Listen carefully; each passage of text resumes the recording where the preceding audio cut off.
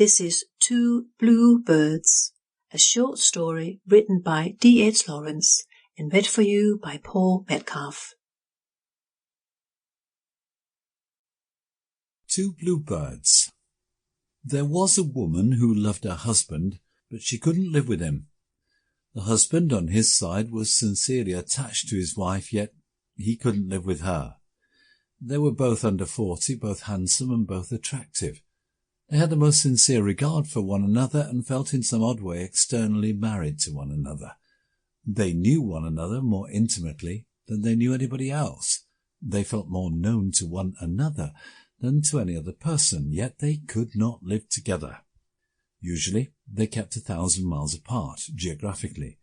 But when he sat in the greyness of England, at the back of his mind, with a certain grim fidelity, he was aware of his wife, her strange yearning to be loyal and faithful, having her gallant affairs away in the sun, in the south. And she, as she drank her cocktail on the terrace over the sea, and turned her grey sardonic eyes on the heavy dark face of her admirer, whom she really liked quite a lot, she was actually preoccupied with the clear-cut features of her handsome young husband, thinking of how he would be asking his secretary to do something for him, asking in that good-natured, confident voice of a man who knows that his request will be only too gladly fulfilled. The secretary, of course, adored him. She was very competent, quite young and quite good-looking. She adored him. But then all his servants always did, particularly his women's servants. His men servants were likely to swindle him. When a man has an adoring secretary, and you are the man's wife, what are you to do?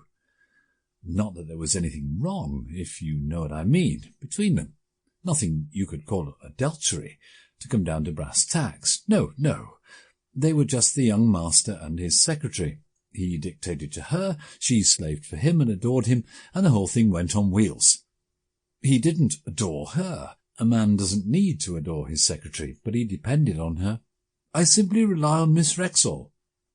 Whereas he could never rely on his wife.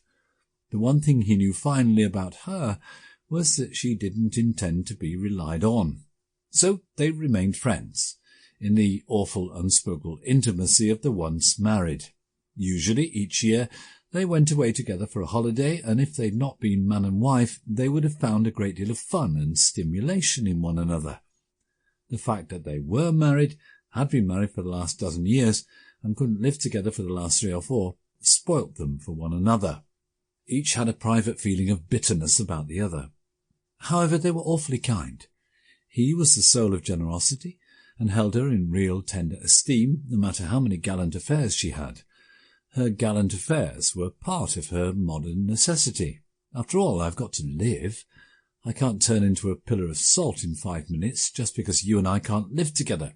It takes years for a woman like me to turn into a pillar of salt. At least I hope so. Quiet, he replied. Quiet.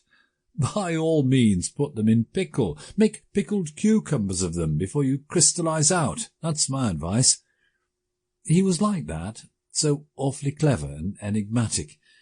She could more or less fathom the idea of the pickled cucumbers, but the crystallizing out, what did that signify? And did he mean to suggest that he himself had been well pickled, and that further immersion was for him unnecessary, would spoil his flavour? Was that what he meant? And herself, was she the brine and the veil of tears? You never knew how catty a man was being when he was really clever and enigmatic, withal a bit whimsical. He was adorably whimsical, with a twist of his flexible, vain mouth that had a long upper lip so fraught with vanity. But then a handsome, clear-cut, histrionic young man like that, how could he help being vain? The women made him so. The women? How nice men would be, if there were no other women. And how nice the women who would be if there were no other men. That's the best of a secretary. She may have a husband, but a husband is the mere shred of a man compared to a boss, a chief, a man who dictates to you and whose words you faithfully write down and then transcribe. Imagine a wife writing down anything her husband said to her, but a secretary, every and but of his she preserves forever. What are candied violets in comparison? Now, it's all very well having gallant affairs under the southern sun when you know there's a husband whom you adore Sample complete. Ready to continue?